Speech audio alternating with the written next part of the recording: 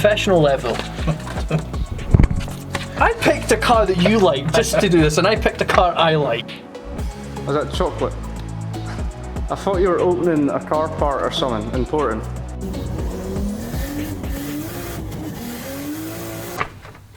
Welcome back to the channel. Again, Stephen again. We're doing in the car as well. This is interesting. We're talking about cars in a car. So you're going to ask me things about Audi. I don't know nothing about Audi. That's fine, I've got it there. It's fine. Let's just professional level. I picked a car that you like just to do this, and I picked a car I like. So yeah, so what this is a series I want to do because I see a lot of obviously these car tubers, and they'll be like, oh yeah, look at this, you know, look at these cars, and it's cars that, you know, are just ridiculous half of the time. You know, they're big cars. You know, this is like what I'm going to do is talk about cars, give you information, and it's, you know, cars that some people can actually afford. Like most people could afford some of them. It's an achievable car, isn't it? Yeah, achievable cars, and some of them are awesome. But also what we'll kind of do is I kind of want to do a rating system of if it's like going to be shit or not. So the or not could be like decent, alright, and good and cool, and then obviously if it's shit, you just throw it in the bucket. Yeah. So what would you like to start with first? We've got a German and a Jap car. This is like... Go for the German. Go That's for how the my Germans. motoring career started. I was always despite here sitting throwing away the Audi one, get the Audi A6 outside. Well, all my daily stuff is German. Yeah. I get the A6 and we'll get the 1 Series as well. But Yeah.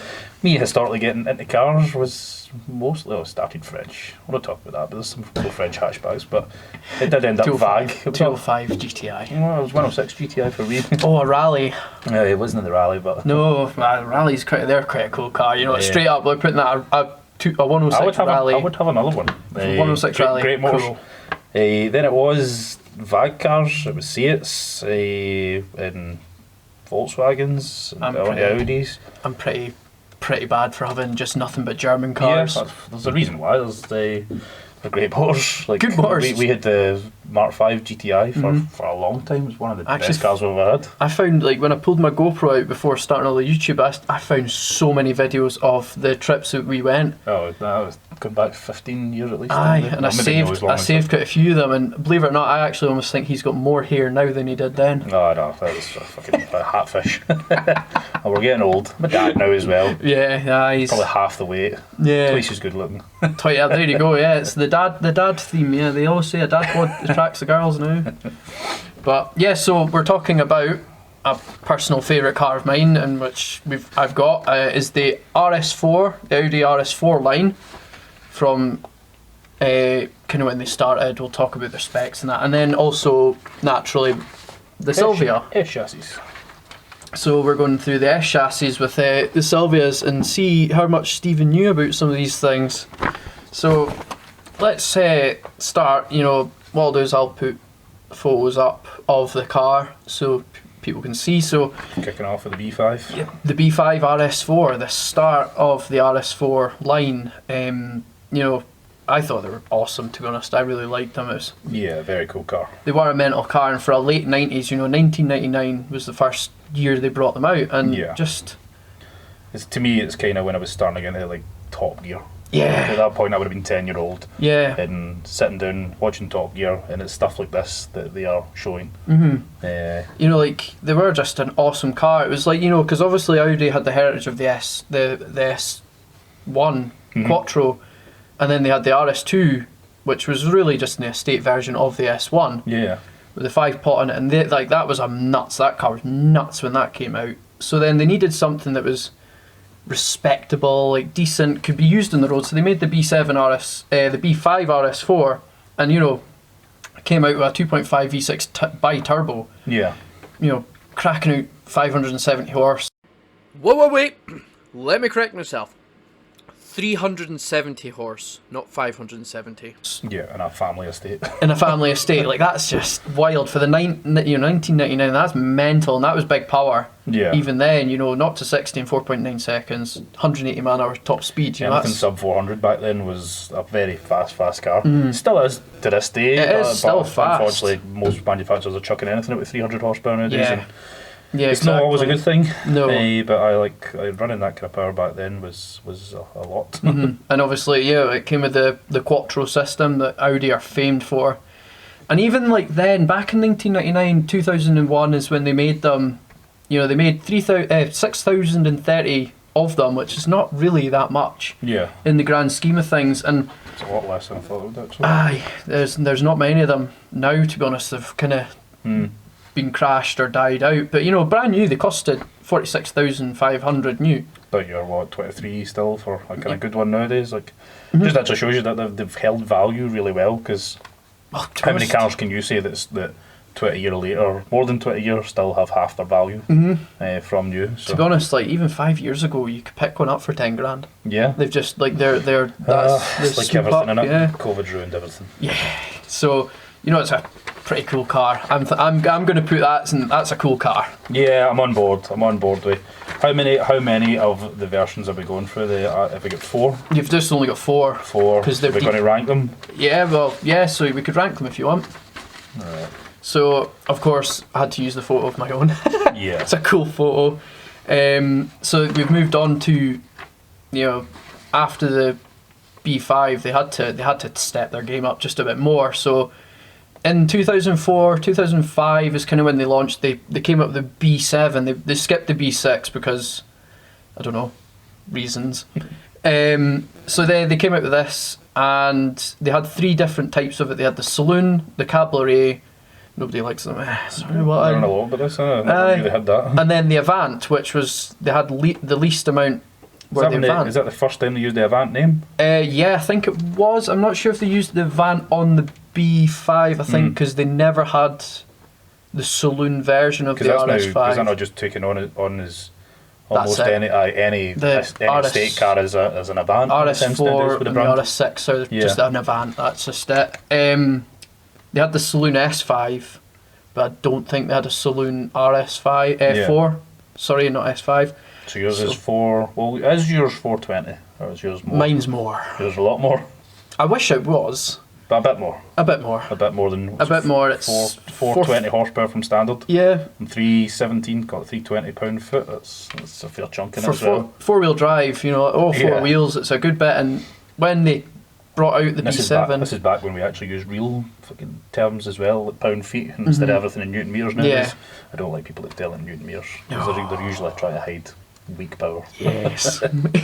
Yes. So yeah, they made 10,000 units of the B7, and you know it was between 3 different styles. You know, the Saloon they made the most of. The Cab was second to that, I think, and then the Avant, which there's only 400 of them left on the road. Yeah. Roughly, wow. And mine is one of 3. And it's just been all resprayed. And it's just been resprayed, and it looks awesome. But when they brought out the B7, it was the highest revving V8 ever to be produced. I think I nearly ended up with one at one point. Yeah, it was. I think it was when I had my S2000. Somebody, I think at the time, was looking to trade one.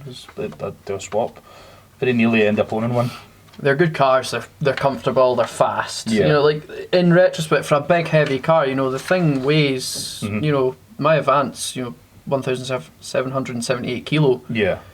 And they're quick, you know, not 60, 4.8 seconds. You know, that's not a fabulous estate car with a heavy four-wheel drive system in it as well. It's probably and then not that bad, really. This was the claim to fame. This is one of the claim to fames. Bar the engine was revolutionary. This is like they just had to make something that could do ridiculous. Yeah. Top speed 201 mile an hour. Yeah. There's no family car in the world that can get you to that. Nope. But then this thing came out. You know, it's a bus that does 200 mile an hour. It's just why. But, you know, brand new, they costed... Yeah, I'm a fan. Literally 50 grand. But if you wanted to go optional extras... It's a lot of money back then as well, isn't it? Like kind of start at 2000s and that's a lot of cash back then. Yeah, if you had all the optional extras along with like the paint I have, which only 3 came out in... You need 70 for that then? No. Well, you're closer to 100 grand. Yeah. I've got the original receipt for mine. Wow. And it was not a ball off that. Yeah. No, it was not far off it. Nice. But the problem with the B7s, which I found and a lot of people found, their market has crashed completely. You're looking at 10 grand for a okay one. It'll probably be Yeah. cat. It'll have a cat on it, usually like that, because they're really bad in 2008, 2009. There was a lot of thefts going on for the seats. Yeah. Because they've got wing backs in them and people were breaking in. What are they like for rust? Not bad, to be honest. My Yeah. black shell, which I still have, completely rust free. My green shell was self-inflicted, not by me, but the car when I bought it, it was about an inch lower, Yeah. and it had 25mm spaces on the rear. Okay. And So it's rashed. It's scrubbed. Yeah. Like, Yeah. and it's what happened is at that point the rear arches started to kind of have a bit of fade away. fade. There was a wee bit of rust on the rear tailgate, like Yeah. not on that, like That's what I mean. They're all the VAG cars have always got their wee quirks with yeah, certain things like that. Front arches, arch boots, lining, the and boots are bad for it. badges. I know. Yeah, but the big thing again, it was 100 horse per litre, these cars, Yeah. and they've got variable valve timing, so your VTEC for some people. If we rank them in a B7's better than the B5. Yeah, although the B5's still definitely. pretty cool. But yeah, like to get a good one, you need 30 grand, and one sold in America for $80,000 last year. Jesus. That's then the market just went. So move on to me. My personal favourite. Is this your favourite one? Yeah. Oh, If you say RS6, this is what I picture. I like the RS4, but the same kind of generation. yeah, I like the C7 RS6. Yeah. Well, That's pretty. but it's this generation of cars. This is. Yeah. This is kind of. Is this what, Audi at their kind of modern prime to me. is that where you think they stepped it up for? Yeah. This well, technological wise, Mhm. they really did. So like for the B8, the 2012 to 2015, you know, they made 7,000 of these. Still talking 10 years ago now. Isn't it? Yeah, you know, this is where they kind of stepped up. They went into the automatic Triptronic era, so they put a 7-speed box in it. Still controversial at that time, but everybody is now just accepts that automatic is the way to go. Yeah, It's they're just better. yeah. They can shift faster than you can for performance and comfort point Yeah. of view. They're just better. Like I'll put it this way: any road car I would have from now on will be an auto, unless Right. you're sitting in full-on race car where you want a manual. You need it. Definitely. But to me, everything will be auto from now on. Yeah, I think sadly that's the way it's going. But you know, they came out the same 4.2 litre V8 engine as the B7, 450 horse. All it literally was just a map, same foot pound and same rev to 8,250. But Yeah. you can map them to 8,500. But that's It's a lot for a V8. yeah, they were highest rev in V8 from what I remember when they came out, that engine, Yeah. and they were just bomb-proof. Don't even rev this side. Again, not to 60, it was slightly quicker. It was a 4.7, Yeah, but a family car that can. but a family car that under shift. 5 seconds, man. But the problem is, They brought the speed they down. brought the top speed down, and it was 174. Why which, is that? Is that a gentleman's agreement, or is that just is it physically limited? The box. and maybe? it's probably the box at that point. I think Yeah. because it went to a Triptronic 7 Yeah. speed instead of your So manual I where you used, could. you could have used 9 gears then instead of 7. Yeah, so yeah. Because it it's- will do it. It's just Well, the engines it are can't, capable. it can't rotate. No, they The can't. wheels No, fast enough. that's I think at that point you are banging limiter. Yeah. You know, for the B7, you're Again, no. 201. You have the best part, 180 mile an hour there. That ain't. I That's mean, not, slow. That's not slow. But you know, brand new, they were 60 grand up to 95, all specced out. Yeah.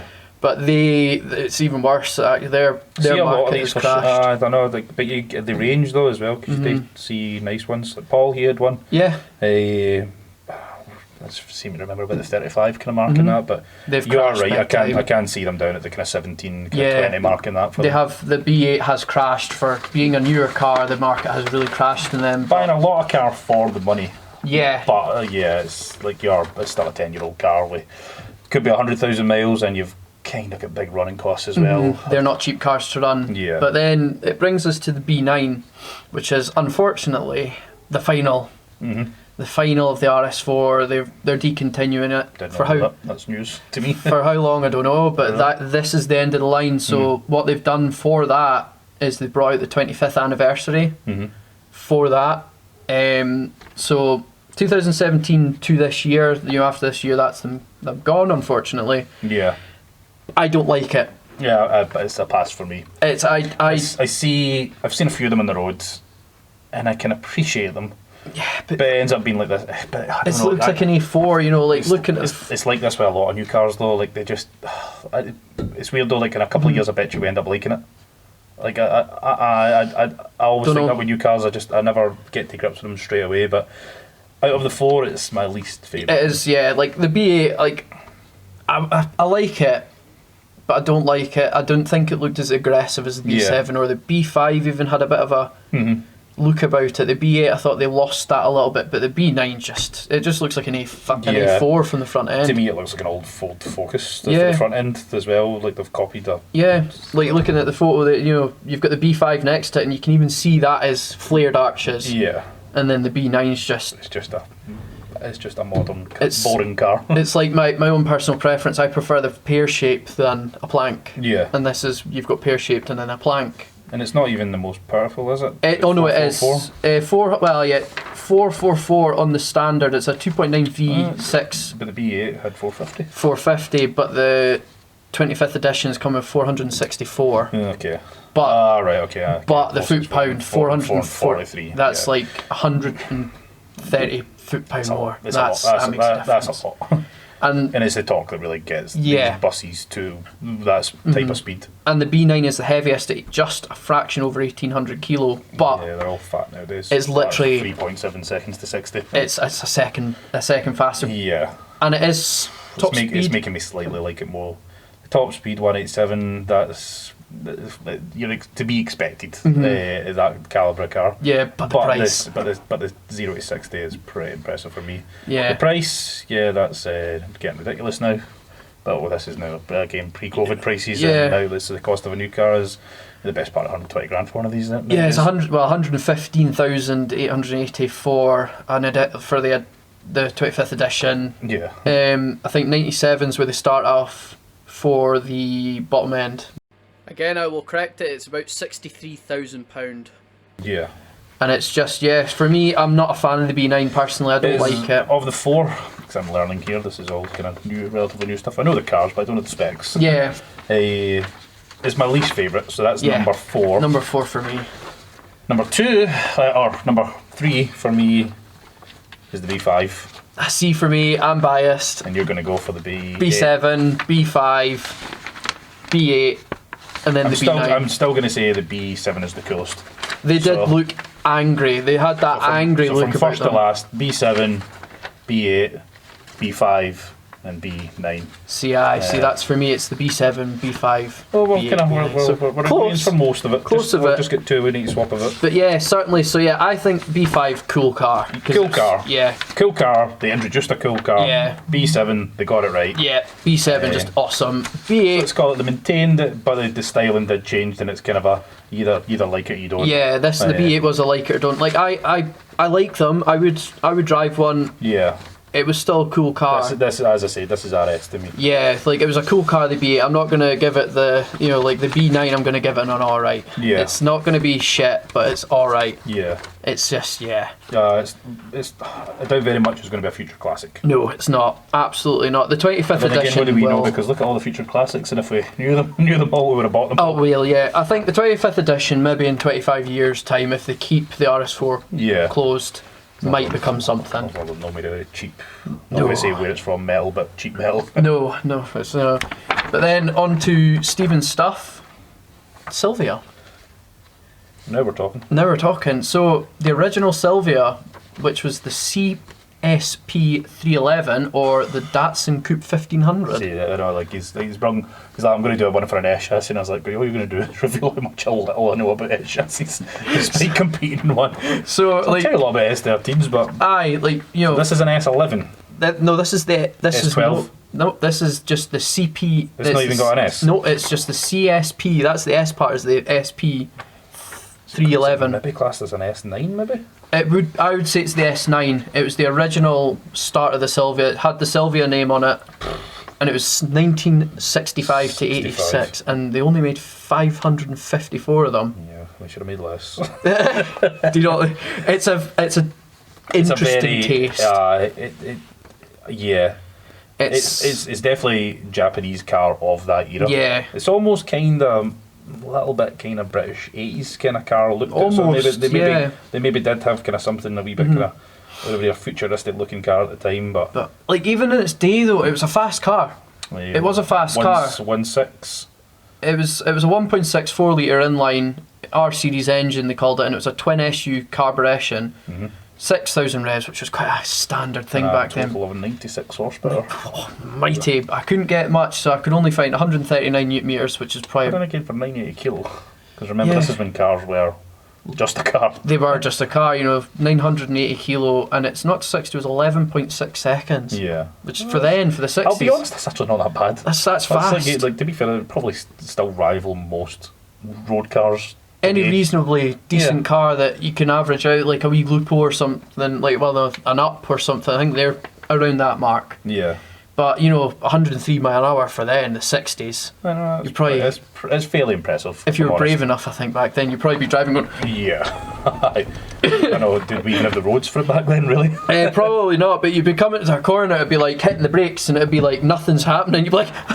No. Corner. Yeah. They didn't have EBC back then. No, crikey no. But $4,390 they were new because a few were sold in the US, but mainly in Japan. What's that figure? That they're now worth what? Yeah, one sold a couple of years ago for £110,000 dollars. Who the hell bought that? I don't know, but somebody in America probably. But I can't imagine there's much of them left. Yeah. And there can't be many. That's serious money. That, but like I don't know. It's a quaint taste. I think it being the start of the Silvia line. I think it's gonna have to take it's pretty good. It's all right. We're agree to disagree. It's not shit. We could probably agree it's all right. I would say the shit all right. We'll find out when we rank them. Yeah. So this is when the S10 came out. Yeah, this is when they kind of started. Yeah, so the proper S as we know them, like the S10s, the S12s, So they had the S10, which actually facelifted into the S11, they said.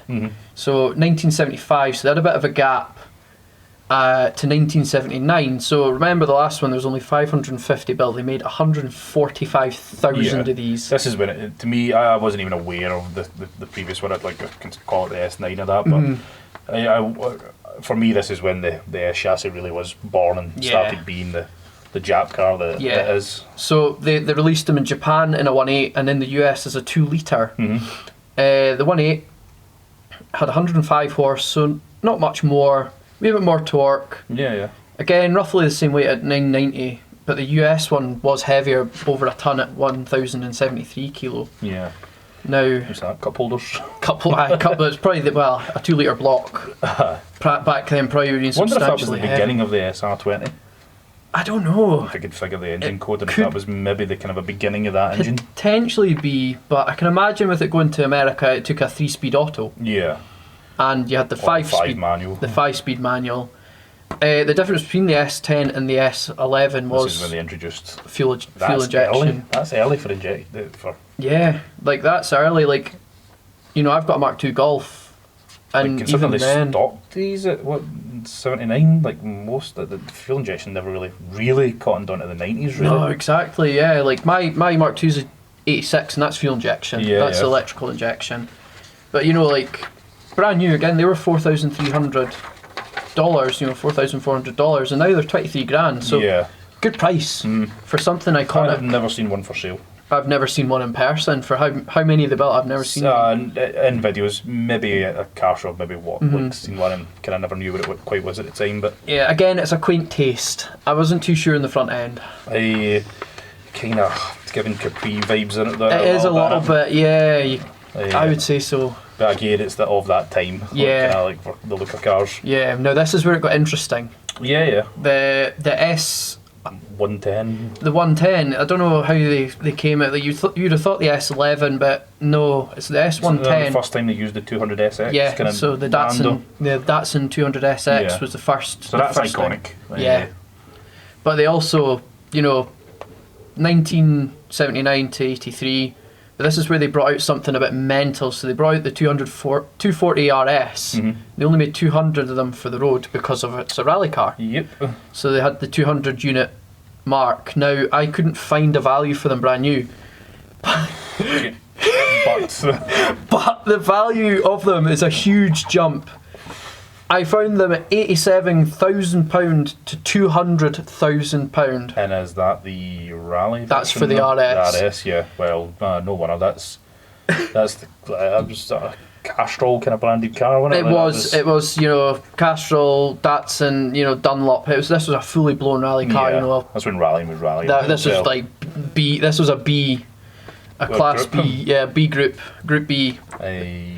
240 horse out of a 2.5 Dolce. That's starting to get into like decent figures, though. big Really, engines, you know. like of that time, that's like huge horsepower. Yeah, it was 240 horse near enough. Yeah.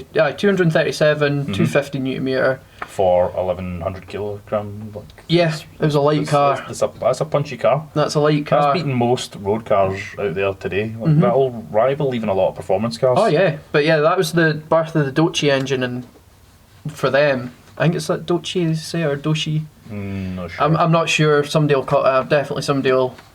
You need somebody that's a Yeah. S-body guru. Yeah, Because but I even still, when we talk about this car, I have to watch what I talk about, because if I call it the wrong thing, the internet jumps to keyboard heroes, yes. But yeah, they're very particular. The chassis owners. Yeah, like the range in 105 horse. I think it's a cool car. That rally car's cool. That's definitely cool. Yeah. That's the beginning of them. And it's also, to me, it's the beginning of them looking like an S chassis. They started getting that length on them. Yeah. Yeah, the length.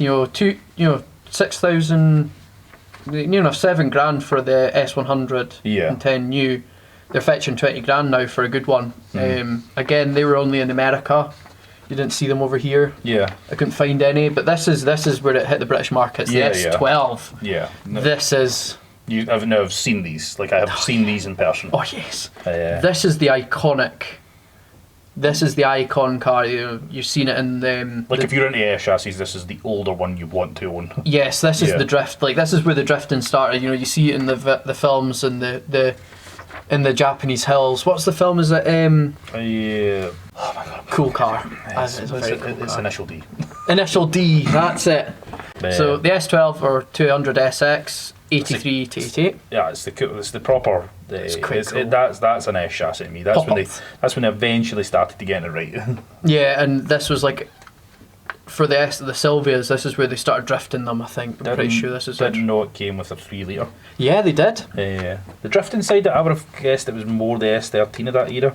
Maybe late 80s, maybe just starting the kind of late 80s. Yeah. And like, it would have probably been before anything was actually being recorded, though. No. 'Cause I think it's still a slightly bit early in terms of people starting to kind of record like drifting of the hills and stuff like that led to the competitions. But it was like, I think the drifting was in the 80s. You say it was like the mid to late 80s it started, and the S12 was definitely with 99 horsepower on the 180 as well. Yeah, it was a bit less than the previous model. And then what's that now? V6 160. Well, yeah, 160 horse in a V6 from the 80s is not bad. It's not great either. They had a 1.8 turbo. Did go quite a bit heavier though with these cars. Like, and it's actually they're almost going into the territory where like kind of cars maintain. So it's 1170, so it's touching the 1200 kilo mark. And cars really stayed that weight for like, quite a long time. The next 20 years. That was the kind of modern weight of most cars. And brand new in the UK, you could buy them at that point £6,500. Decent, but you're getting them at £7.5 to 20 grand now for a good one. Yeah. But you know, you had the 1.8 turbo, then the 3 litre V6, and there was a 2.1 and a 2 litre. There was 2 others, but I thought I'd just coolest so far. Yeah, they're pretty cool. I give them. I like the front end. I like the way they look. Now here we go, Stephen. Now we're on to your car. S13. So the S13 was actually made literally the end of the S12 and started the S13. They literally, there was no space. It was 88, you know. Yeah. So 88 to 89, so 5 years. Yep, up to 93. This is a 91 model, so kind of smack dab in the middle of that. And they made a lot. Yeah, but this is where it becomes. This is when, I don't know what happened in the Nissan marketing team, but they just decided to start introducing. It's like they learned the alphabet and they're like, yeah, we'll use all of them. We'll use all of those letters and we'll just call them all different models. And so you get like your standard S13. There's 165,000 of them made. It's pretty much a fraction. Right, we'll need to do that again because I conked out. I don't know how much we missed there, but the S13. But like, so we said 166,000 S13s. Introduced the KS13s. Then you've got the PS generations. 100,000 PS13s made. And then the That's a lot. SPS 12,000. You know, that's straight up. That's like nearly 300,000 There's units. the KPS chassis as well. Then Yeah. there's RPS chassis as well. So like I can't remember off the top of my head exactly what they basically come down to like the power in terms of what's power in it. So I think if you have K, is it the K or the P that designates if it's an SR20 standard engine? Yeah, because this is where the SR20 came in. I think the rest might be just trim kind of codes in that. I know this is a KPS chassis. It did originally come with an SR20 engine in it. This was the S13 was the birth of. They seem really unreliable, but I've seen a few videos like people are knocking like 700 horse out of them. People represent them all day long. There's They sound good. I like the sound of them. I don't mind the sound. Like obviously, it's nothing to have Chuji or an RB26, but it sounds all right for a four cylinder. For a 4-banger, yeah. But there's so much better 4 cylinders out there. Oh yeah, definitely. PD. I'm no splitter. PD certainly know that. I was going to maybe say K20, which would break the internet enough. But I give. You know what? As much as I'm not a huge Honda fanboy, sorry Honda fanboys, but a K20 is. Oh, the K and F series engines are phenomenal. Even the EP9. There's guys using them, and Mark's using them in his S13, making serious power in it. He's turbo them and everything. And look at the drag racing world. Go and look at most pro drag cars. They've got a K20 in it, or a K24. Amazing things with the engines. Yeah. So I'm not the biggest SR20 fan. No. This car did have a fully forged one in it at one point, but it's got a much better one in it now. So yeah. But yeah, so they came out with a 1.8 turbo, and then they had the SR20 DE, which was natural aspirated, and then the DET, the turbo version. You know, they had a slight mix of weights. I think it was like 1,080 kg up to 1,224. So your car's not far off that weight now. Anyway. I'm actually surprised. I actually thought they were heavier standard. No, that's their weight. But the 0-60 times are actually starting to come out in good numbers now. 6.9, yeah, 6.9. Sorry, 69 is a good number. But yeah, like you know, the 1.8 turbo, 170 horse, 166 foot-pound. They revved higher to 6,400. The SR20 202. So this is where they broke the 200 mark, and they actually it was equal 202 horse to 202 foot-pounds. Yeah. And 6,000. It's good numbers. Like no matter how much I don't like the engine, it's good numbers. Yeah. The car of that weight. On a road car, it's going to be a fun car to drive. Yeah, this is where their prices got quite wild. £1,300 to £21,000 new. Yeah. For the different lines, and then now you're looking at £1,000 for a pretty bad one, and you're 20 grand anyway. Yeah. For a pretty decent one. I know. Even some like standard like restored ones going for serious money. Because a lot of collectors are now wanting the S13. It maybe wasn't as much a collector's car, but it's starting to be now. There is actually one car which we're about to find out that I bet you might not have known. What? In the S14 line. Right. And this was quite serious actually. So the S14. This was a weird manufacturing time. They started them in Japan in 93 to 98, but they didn't start selling them to the world until 94 to 2000, which actually then folded over into the S15. Yeah.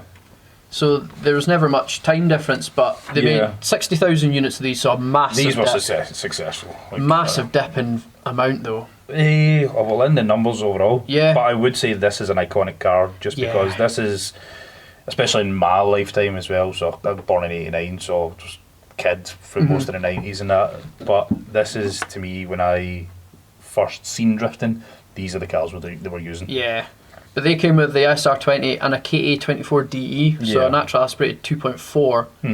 The SR20 is still 6.4 seconds. They're about the same weight at 1253. Yeah, the power ranges were 145 to 217, so they did slightly up the power. Yeah.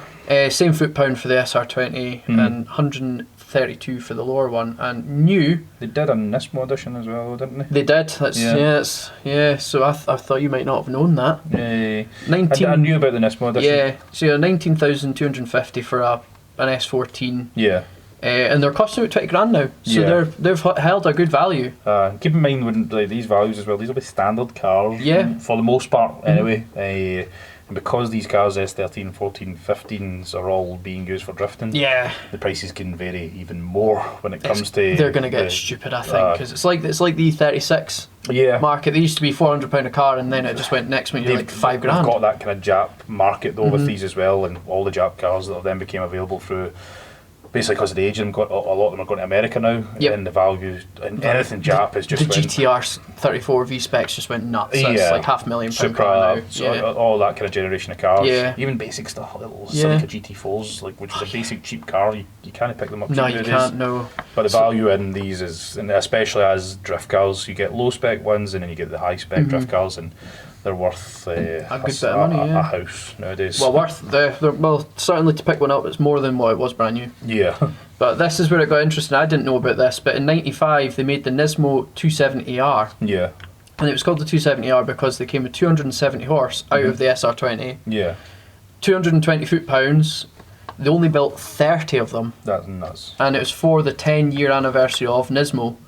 So I wonder if any are still in the UK.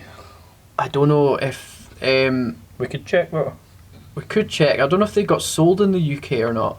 They'll some. Oh, they were. Yeah, they did make some. They did make it, but they were 180 kilometres an hour. Yeah.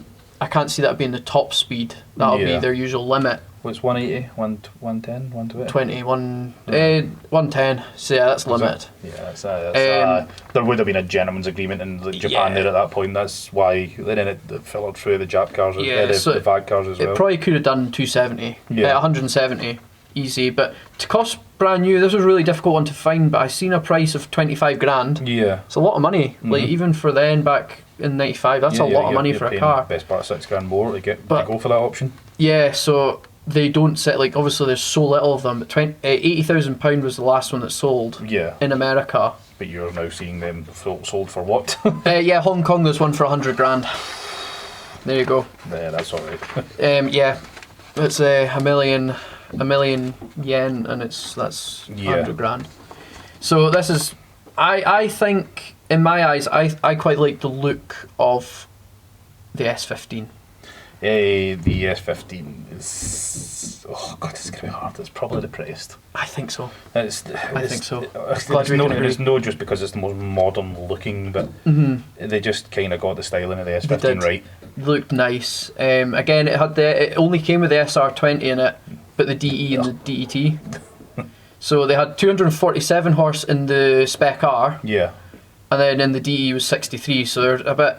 slow, but this is where their weight did jump again. 1,450. As fat as that? Like 1,450 kilograms. I never knew they were as fat as that. Aye. Top speed's 165. And what is that? Is that not down quite a bit as well?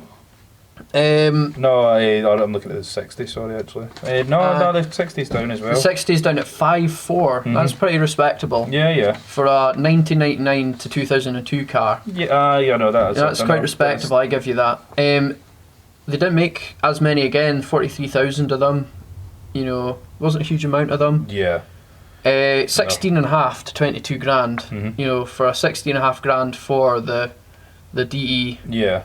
Bottom end one, and then for your spec car was 22 grand. It's a fair chunk of cash, especially that time period, because that's kind of this where you're kind of past the millennium, and now kind of this is where everything kind of went nuts with the cost of everything. Yeah, it was. Taking over that went nuts. And then later on, after the kind of 2000s, once you had 2008, that's when everything kind of really started to go nuts after that. Yeah, like to me, that's a cool car. Yeah, that's a very cool car. The spec car. It's hard to.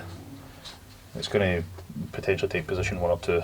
I think it's potentially one. It's a very difficult one. But I can't sit in here in a KPS 13 say that. But it's hard to say. Like for a road car S15, track car S13. It's my pick. But it all depends on the style of them, because you get really ugly versions of both and really nice versions. Yeah. The S13 can get made to look sporty track car. Yeah. But the S15 can be styled to look new. Yeah, they do look good. There's guys releasing kits and that for them. What's that new kit? That's the Japanese kit. The Drift Games are running it. It's kind of square, kind of bodied one. Can't remember the name of the kit. My memories went totally blank. VVV isn't a V, or is it? No, it's the Liberty Walk. Liberty Walk, that's it. Yeah. Yeah. Functioning on. Yeah, they're quite cool. Yeah. Liberty Walk. They are still coming out with kits for these cars and making them look like modern vehicles. That's how across obviously the 3S chassis like that are kind of used at 13, 14, 15. But it's quite cool. You can with kits like that on the cars, you can make it look like a kind of new car. Albeit a bit race car looking, but but for what, like for a just a normal S15 SR20 or 20 grand now. Yeah, like they've really held their value. Then you get the spec the car. Spec car 24, which is the one grand. you want. You're not. Yeah. If you're getting an S15, you need a spec car. Yeah, and they're obviously only ever white. Now this is where I think so. Obviously 2002, that was the end of the Silvia. Yeah. Until next year. Yeah. The talk of the S16. Now, there is a lot of different photos going around. I think I have found it. I will put it on the screen. For this. Yeah, a good photo. I will put it on the screen.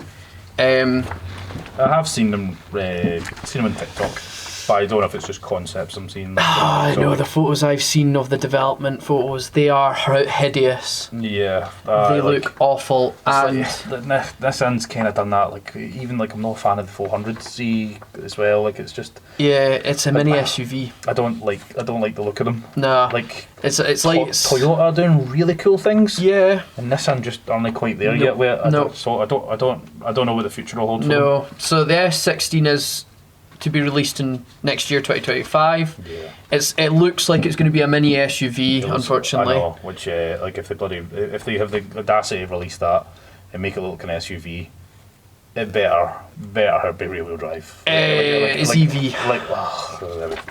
Yeah, that's what I thought. So I put here, don't know if there's going to be a combustion engine. I don't know if it's going to drive. It'll be. They can't call it an S16. No, they can't. Rear wheel drive. But they're talking of it being an electronic vehicle, unfortunately. And as I put here, brought back a legend.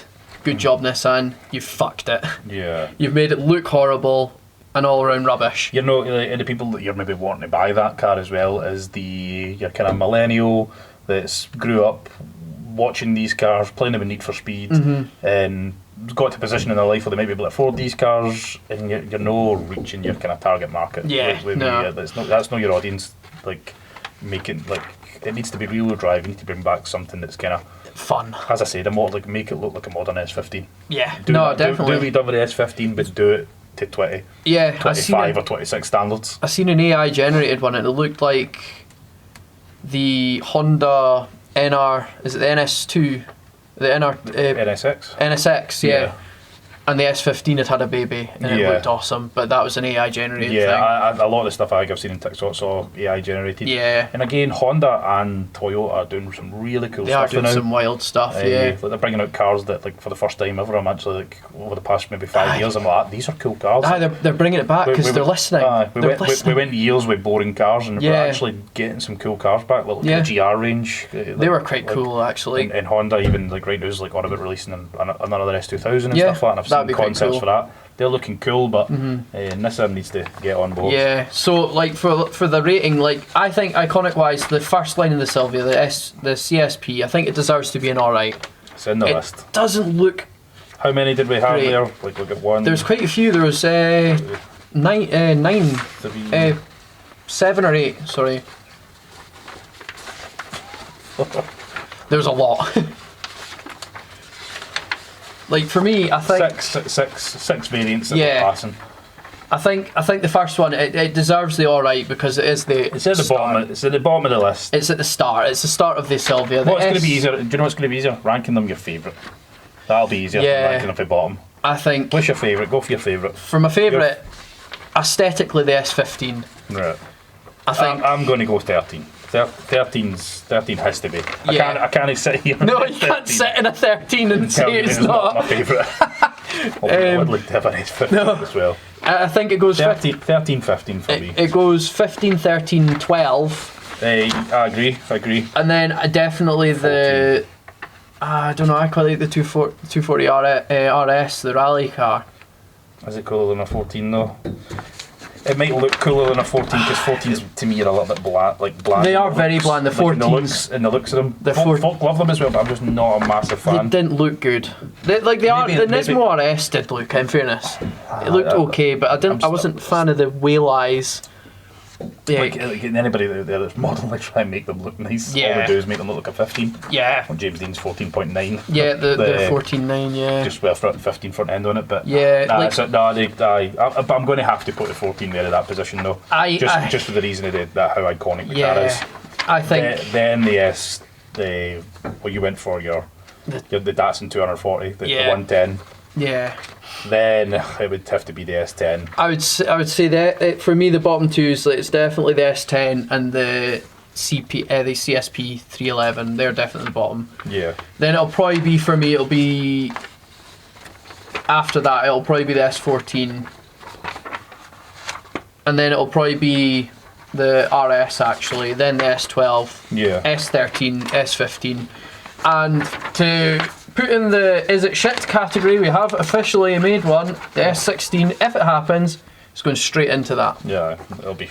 That's going straight into the shit category. Unless they get their kind of together, it's going to be shit. Unless they do what every other car manufacturer doing, backtracking their EV projects. Yeah, well, and put a combustion engine in it, it's shit. I know. It is straight into the bin. So, but yeah, I hope everyone enjoyed that. It was a bit different. We've learnt a bit about cars. Let me know if you want to know a bit more. Like, if you want me to continue this, I think I'm going to do it. Comment and pick the car. Yeah, there we go. Pick the car in the comments. Pick the car in the comments, and the most liked ones I'll do. We'll go through it, and I'll learn some stuff as well. Yeah. Most of this was all used to me for the chassis stuff. I learnt a lot. I'm not going to lie. Doing this, I learnt a lot. Like I'm a car guy, and I know a lot about S13s, yeah. but like almost the basic stuff in terms of car knowledge. If you want to do like car reviews, nobody knows all that. How many were released and what the standard weight and power figures were and stuff like that. Yeah, it's probably quite hard to find this stuff out. But as Stephen says, if you want to get into drifting and you've got the money to do it, S13. Yeah, we started in BMWs, but it was one of the best things we ever done switching to the S chassis. Mm-hmm. They get, I don't know, like they are held up on a pedestal, and yeah, there's a lot of good BMWs, and it can come down to driving style and choice, but there's just something about the way the S chassis handles, and it's great for drifting. They are good. A lot of it actually is as basic as it sounds. At most, it's just down to seating position. So in your BMWs, if you're in a drift car in a BMW, you feel like you're hugging the front wheels. You feel like you're kind of over the front of them. Whereas in a S chassis, you're a lot further back. The rear wheels are directly just over my shoulder here. So when you're in the car, you feel like you're being swung about a lot more. You're almost pendulum. That's a hard word to say. Pendulum. Fuck. Is this another Scottish one? What's the other Scottish one that we can't be? Everyone tries to get us to say. Burglar. Burglar alarm. Burglar alarm. Well, you're at the back of the car. Pendulum alarming. So you swing about a lot more. But to me, that's a good feeling because you're a lot more involved in the drift and the feeling of the car. To me, it helps in kind of the feeling of turning, and you can manage angle. I just feel a little bit better being seated further back in the car, and it's only when folk that have actually jumped into BMWs and jumped into an S chassis that can feel and tell the difference. But again, it can be personal preference because there's guys out there that love the BMs, and I do as well. But S chassis is where it's at for me driving. There you go, right from the pro. But yeah, thanks for watching, everybody. I really hope you enjoyed that.